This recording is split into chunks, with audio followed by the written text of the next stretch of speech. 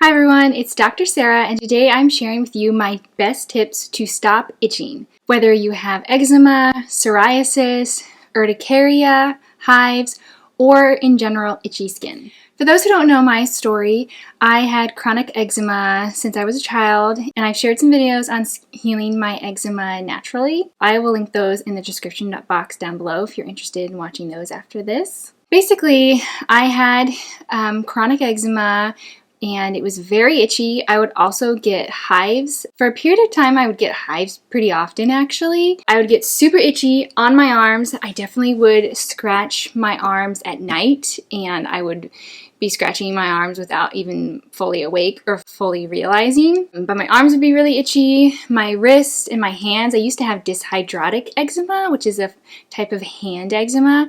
That would be super itchy. My neck would get really itchy. Chest, stomach, legs, pretty much everywhere. So I have a lot of experience with being very itchy. Eczema is described as the itch that rashes, and so with this idea is also the itch scratch cycle. So you have somewhere on your skin that's itchy, you scratch it, and then that kind of causes damage to the skin barrier, and it's also causing a release of different cytokines and inflammatory markers because your body is responding. It's trying to heal, do its best to heal it, but it doesn't really have all the pieces necessarily at the moment. And so that's just causing more inflammation, and that's causing it to be even more itchy. So then you scratch it more, and that's why it's called a cycle, because you get itchy, you scratch it, itchy, you scratch it. I will be sharing some of my tips to stop itching in the moment, and as well as to prevent itching episodes in the future. So tip number 1 is to use a lotion or moisturizer. And this is because dryness leads to itchiness. So if your skin is dry from eczema or psoriasis or whatever, that can cause it to be more prone to being itchy. So if you're using a lotion or moisturizer, that is going to stop the dryness, and it's going to help prevent the itchiness. It's really about finding a lotion or a moisturizer that works for you and your skin. Everyone is a little bit different. So there's a whole range of moisturizers and lotions on the market. It can even change a little bit with the seasons. So for example, in the wintertime, I used to like a much thicker moisturizer because I felt like I really needed that to keep the moisture in my skin, whereas in the summertime, the weather's not as cold and dry, and so I can get away with using a lighter lotion. And sometimes in the summertime, if I was using a really heavy moisturizer, I felt like it was like just too much and too thick for my skin to breathe on its own. Yeah, now what I do is I make my own body butter, and I have a recipe on my channel, a couple recipes. I think I have 2 if you want to check out, and I do plan on making a 3rd one because there's some new ingredients that I want to incorporate. But yeah, with that moisturizer, it is really important what ingredients are in. So that kind of comes to my tip number 2. And the first one is to the ingredients that you want to avoid in your moisturizer and really all of the skincare products that you use. And that is to avoid fragrance. Fragrance is really irritating for the skin, especially if you have eczema, because your skin is already super sensitive because of that decreased barrier function.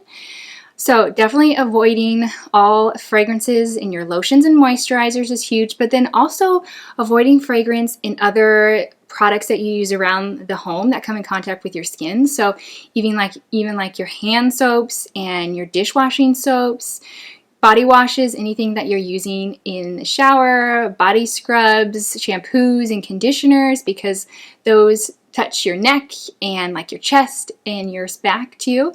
So avoiding fragrances is really important. Even like your laundry detergent is also coming in contact with your skin. And then the number 2 ingredient is going to be SLS, which is sodium lauryl sulfate. And that is just a known skin irritant, especially for eczema. It's just going to make your skin more red and irritated. So you also want to stay away from SLS, and that is also found in a lot of like soaps and shampoos, conditioners, laundry detergent, same thing. So those are going to be the main 2 ingredients I would recommend to avoid, and I can do a whole nother video on skincare ingredients that you want to avoid with eczema if you're interested in that. let me know. And then some of the ingredients that are known to be anti-itch are going to be the ones you want to focus on. So one of my favorites is plantain leaf. And plantain leaf, so that is an herb, and I like to add this into my body butter, but maybe you could find some products that have it in the stores. Plantain leaf contains allantoin, which has wound healing properties,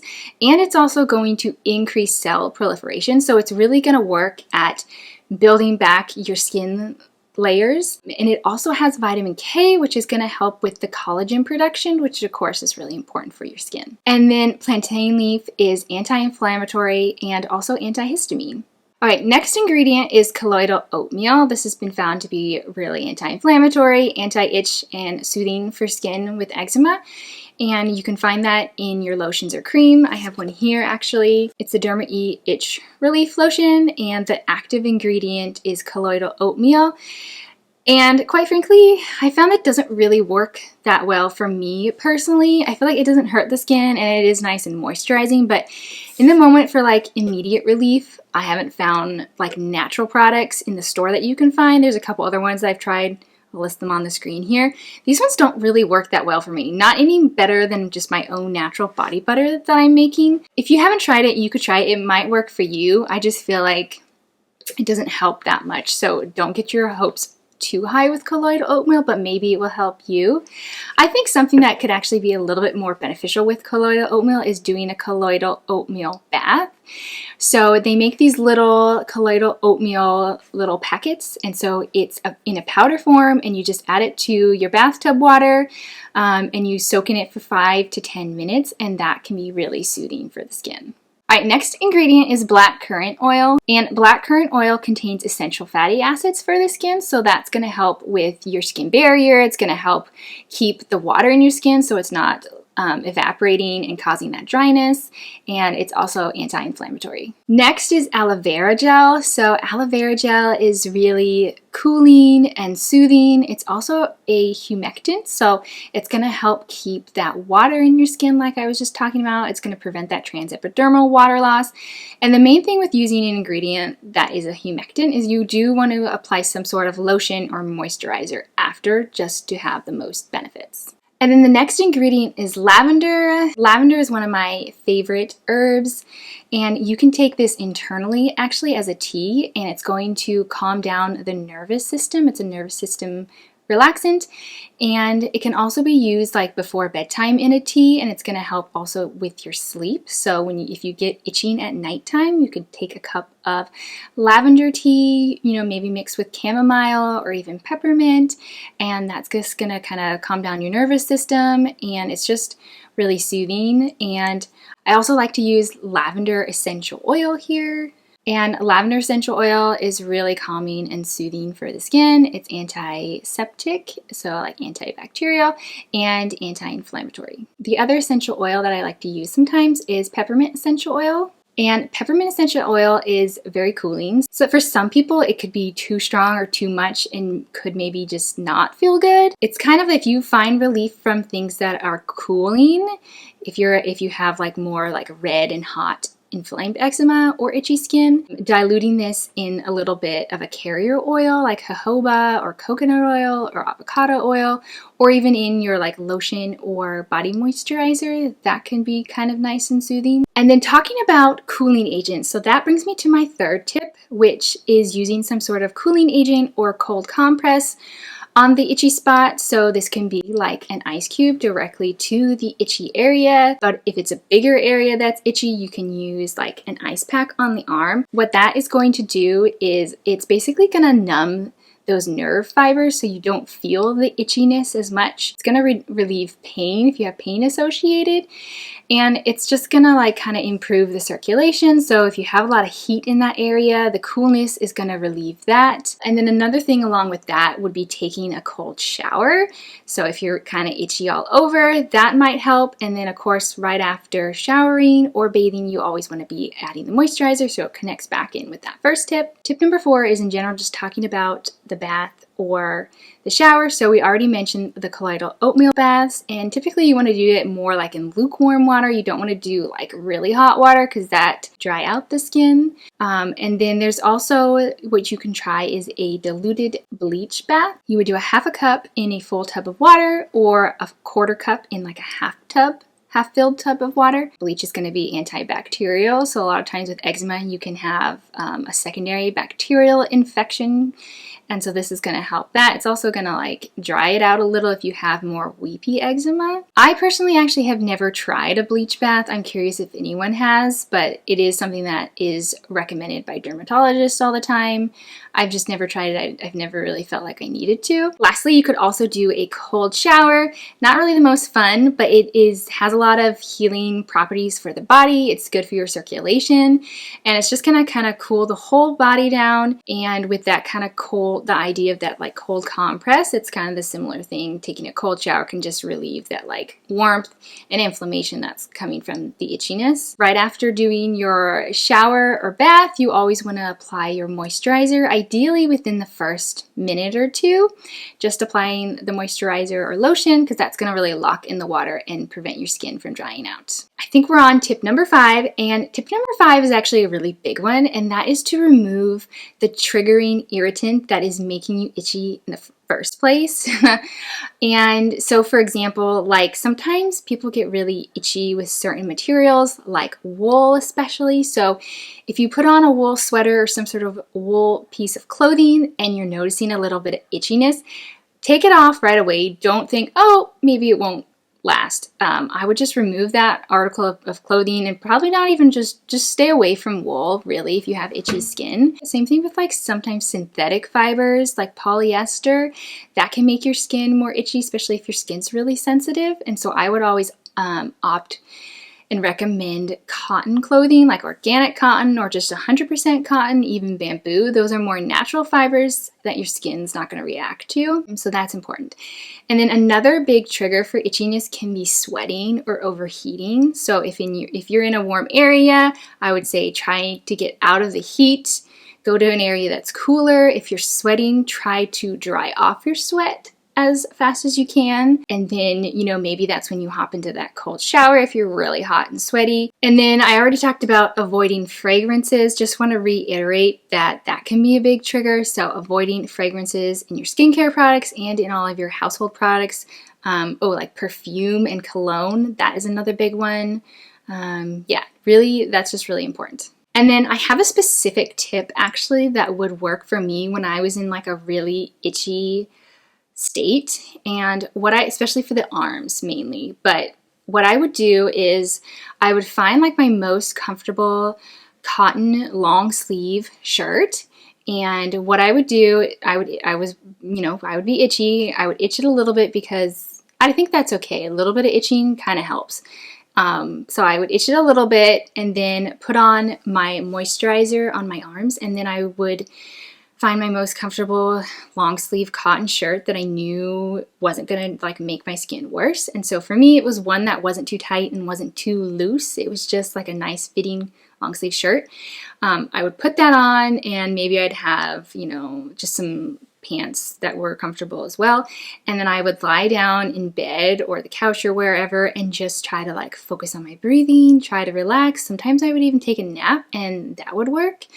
Also, trying to distract myself so I'm not thinking about the itching, because a lot of times with itchiness, you're not constantly itchy necessarily, and so that period of like really intense itching is only going to last for so long. So if you can like distract yourself enough, then eventually that itchy feeling will subside. So I would lie down, I would maybe watch a show or a movie, or even reading a book if that was possible. Listening to meditation, actually, I did that a lot, and that was really helpful. I actually have a couple of skin healing meditations on my channel if you want to check that out as well, and I do plan on making another one or two. And then my next tip, speaking of like meditations and stress management, so stress is actually a huge trigger of your itchiness. Managing your stress will help in the moment, but then it will also help for future itchy episodes. This can just look like in the moment, focusing on your breathing, doing a meditation. The biggest thing here I would say is really trying to accept it in the moment, accept that you're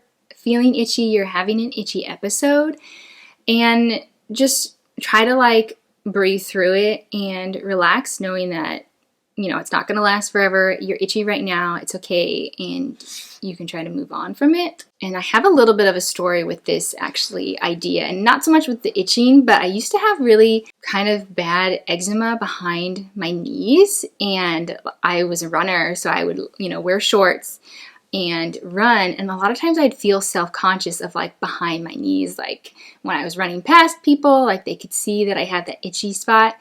And I actually did this trip when I was in college it was a study abroad trip to the Galapagos Islands, and I had this really bad eczema behind my knees, and it was like really bright red, and I think someone said something about it, like, oh, wow, like you should do this or you should do that, whatever, which is not very helpful when someone randomly gives you advice.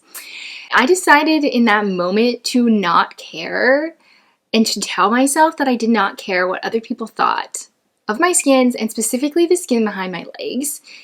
And I ended up, I love the sun, and we were in the Galapagos Islands, so I ended up getting like lying out in the sun and getting like a little bit of a sunburn, so that even made the backs of my legs even more red.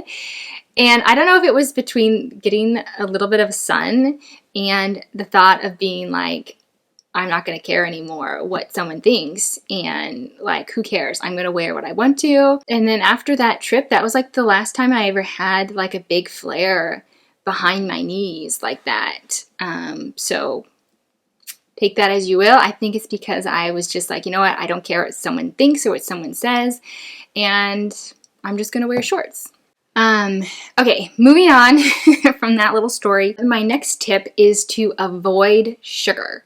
Sugar is very inflammatory for the whole body, but especially for your skin too. I personally think that sugar is like the biggest trigger to eczema and inflammation, and I think it directly correlates to itching and itchy skin. So I would say my biggest diet tip would be to just eliminate all processed sugar, especially, and then trying to just really do like no added sugar also for a period of time and see how you feel. It's just something that's very inflammatory. I think too, when you eliminate sugar, you're also eating less gluten. So gluten is also very inflammatory for people with eczema. And that'd be my next one, would be to eliminate gluten. So gluten and sugar, they're just inflammatory.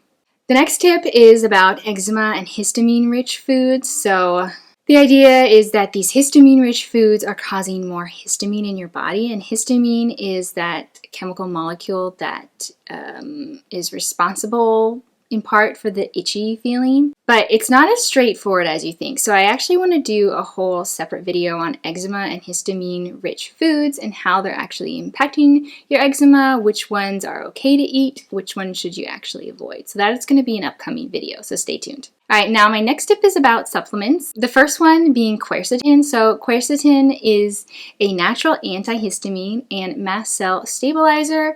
So this can help a little bit in the moment with itchiness, but also it's going to help prevent like future itching.